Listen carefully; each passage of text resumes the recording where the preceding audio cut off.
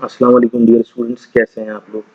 I hope you all fine. आज हम work examples करेंगे और चैप्टर है रिलेटिविटी। इसके न्यूमेरिकल्स हम पहले ही कर चुके हैं, तो आज बारी है वर्क एग्जाम्पल की। तो पढ़ते हैं स्टूडेंट्स और डेटा बना के इसको सॉल्व करते हैं।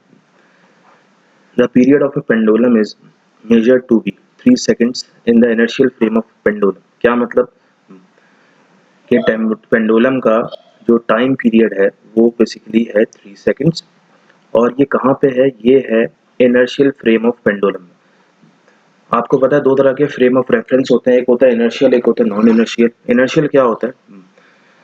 इनर्शियल ऐसे फ्रेम ऑफ रेफरेंस को कहते हैं जिसके अंदर किसी किस्म की एक्सीलरेटिंग फोर्स अप्लाई नहीं हो रही हो और एक्सीलरेशन यहाँ नहीं हो रहा हो, एक्सटर्नल फोर्स भी अप्लाई नहीं हो रही हो, और ऐसी ऐसी मतलब ऐसे फ्रेम में जो ऑब्जेक्ट होता है वो या तो रेस्ट में होता है या फिर यूनिफॉर्म स्पीड के साथ मूव कर रहा होता है। तो पेंडुलम की बात हो रही है यहाँ पे, जिसका जो टाइम पीरियड है वो 3 सेकेंड्स है। ठीक है, जिसको हमने कह दिया, इसको हम कहेंगे T not.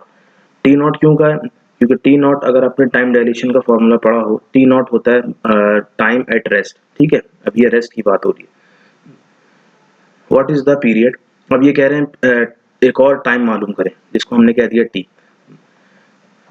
As measured by an observer, जो कि ऑब्जर्वर मेजर कर रहा है मूव करते हुए, और वो ऑब्जर्वर कितनी वेलोसिटी के साथ मूव कर रहा है? वो ऑब्जर्वर की वेलोसिटी है 0.950 times the speed of light.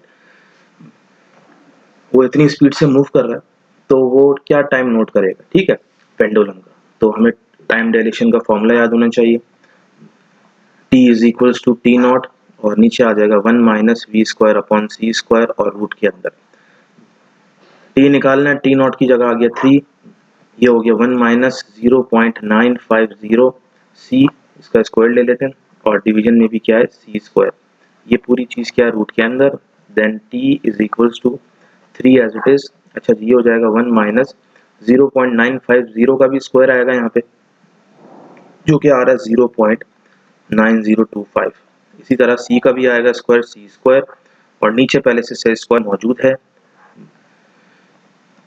तो ये हो गया 3 divided by 1 minus c square से सी स्क्वायर कैंसिल, 0.9025। ठीक है जी, ये आ गया, और ये चीज किसके अंदर? रूट के अंदर है। अच्छा जी, अब क्या करें? 1 को जब, बल्कि 0.9025 को जब 1 से माइनस करेंगे तो ये आएगा 0.0975, और ये रूट के अंदर है, और नेक्स्ट स्टेप में आप इसका रूट ले लेंगे, तो इसका जो रूट आएगा वो आएगा स्टूडेंट्स 0.3122। ठीक है, ये आ गया। अच्छा जी, जब आप इसको डिवाइड करेंगे तो आपके पास आंसर आएगा 9.61 सेकेंड्स। ठीक है, तो ये आ गया स्टूडेंट्स। रेस्ट में जो था, रेस्ट वाला टाइम पहले 3 सेकेंड्स था, तो ऑब्जर्वर जब मूव करते हुए देखेगा पेंडुलम को, तो उसको टाइम कितना नजर आएगा? 9.61 सेकेंड्स। ठीक है, वो मेजर करेगा। नेक्स्ट क्वेश्चन पे चलते हैं। स्टारशिप, ठीक है, is measured to be 125 metre long. एक स्टारशिप है जिसकी जो लेंथ है, ठीक है, वो जिसको हमने एल नॉट कहा है, वो 125 मीटर लॉन्ग है, while it is at rest. और आगे बता भी दिया ये स्टारशिप रेस्ट है। ठीक है, और रेस्ट वाली जितनी भी चीजें होती हैं उसको हम नॉट से डिनोट करते हैं। जैसे रेस्ट मास होगा तो यहाँ पे एम नॉट आ जाएगा, रेस्ट लेंथ होगी तो एल नॉट आ जाएगा, रेस्ट वाला टाइम होगा तो यहाँ टी नॉट आ जाएगा। ठीक है, if this starship now flies past the observer, अगर ये अचानक उड़ना शुरू कर दे और ऑब्जर्वर के पास से जो है गुजर जाए, कितनी स्पीड से? वो मैं स्पीड लिख रहा हूँ, और 0.99 times the speed of light, what length will the observer major?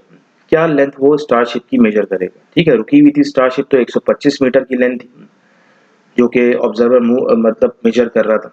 ठीक है, अब ये ऑब्जर्वर के सामने से किसी न किसी स्पीड से गुजरी, तो उसको कितनी लेंथ नजर आएगी? तो उसको हम कहते हैं ये दूसरी लेंथ, रिलेटिविस्टिक लेंथ। ठीक है, अब फॉर्मूला याद होना चाहिए आपको। ठीक है, लेंथ कॉन्ट्रैक्शन का फॉर्मूला है L is equals to L naught, ठीक है, डिवाइडेड में, बल्कि under root 1 minus v square upon c square. अब हमें मालूम करना है एल नॉट की जगह आ गया 125 मीटर। ठीक है, अच्छा जी, अंडर रूट के अंदर है 1 माइनस 0.99 सी, और इसका स्क्वायर ले लेंगे, वैसे ही सवाल है जैसे पहले किया था, और नीचे सी स्क्वायर है। अच्छा ठीक है, अच्छा मैं इसको रब कर देता हूँ। ये अंडर ये डिवाइडेड बाय सिर्फ 0.99 के नीचे, तो ये हो जाएगा 125 मीटर्स। 1 माइनस 0 पॉइंट स्टूडेंट्स हम 99 का जब स्क्वायर लेंगे, ले लेते हैं 0.99 का स्क्वायर 0.9801, 0.9801 और सी का भी स्क्वायर ले लें, सी स्क्वायर हो गया। सी स्क्वायर से सी स्क्वायर कैंसिल, तो ये बचा 125 और रूट के अंदर 1 माइनस 0.9801, इसको माइनस करते हैं 1 से, तो ये आ रहा है 0.0199 और अब इसका लेंगे रूट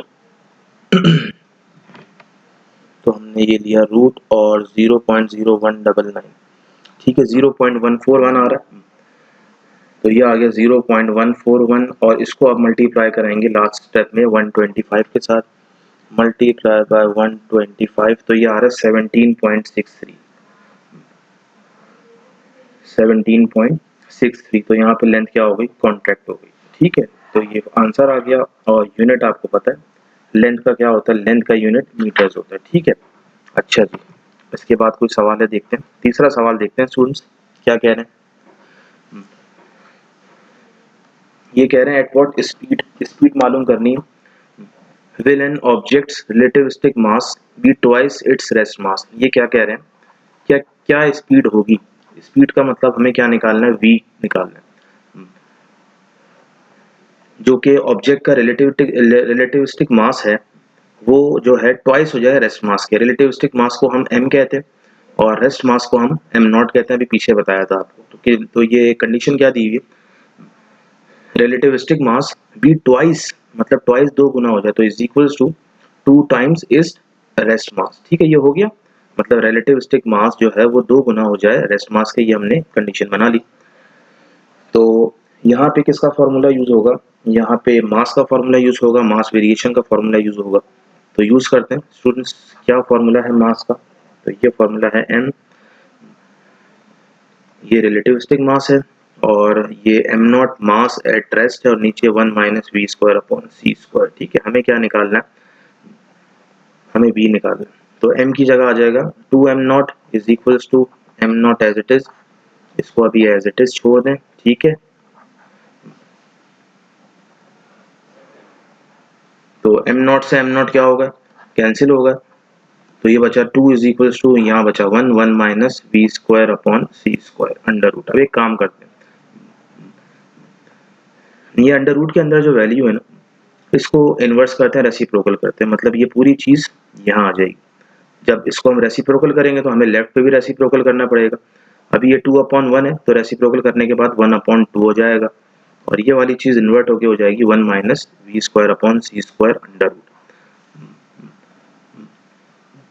अब हमें अंडर रूट खत्म करना है, तो हम कराएंगे स्क्वायरिंग ऑन बोथ साइड्स, तो हो जाएगा 1/2 का स्क्वायर और 1 minus v square upon c square और इसका भी स्क्वायर, तो ये कैंसिल होगा, तो 1/4 बचा, 1 minus v square upon c square, 1 यहाँ प्लस हो रहा है, लेफ्ट पे आके 1/4 से क्या हो जाएगा, माइनस हो जाएगा और यहाँ रह जाएगा minus v square upon c square. LCM लेने 4 आएगा, ठीक है। यहाँ क्या बचा, यहाँ बचेगा 1 और यहाँ बचेगा 4 और v square upon c square negative, और 1 में से 4 गए, 1 माइनस 4, तो ये बचेगा -3 और नीचे 4 है और यहाँ पे v square upon c square है, माइनस से माइनस कैंसिल, हमें तो वी स्क्वायर चाहिए, वी चाहिए, तो सी स्क्वायर यहाँ डिवाइड हो रहा है, 3 के पास जाके मल्टीप्लाई हो जाएगा और नीचे 4 आ गया, ठीक है। ये बन गया वी स्क्वायर, तो वी स्क्वायर की वैल्यू आ गई 3c स्क्वायर अपॉन 4, हमें वी की वैल्यू चाहिए,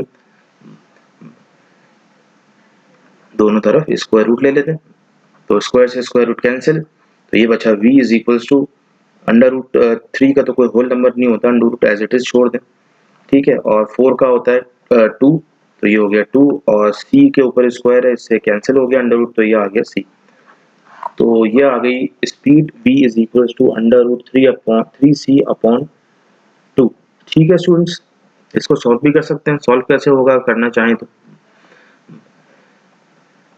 √3 multiply by speed of light होती है 3 इंटू 10 की पावर 8 डिवाइडेड बाय 2। अब एक काम करते हैं, कैलकुलेटर खोलते हैं और रूट निकालते हैं 3 का। √3 ये आ रहा है 1.732 मल्टीप्लाई बाय 3 इंटू 10 की पावर 8 डिवाइडेड बाय 2। सॉल्व करते हैं,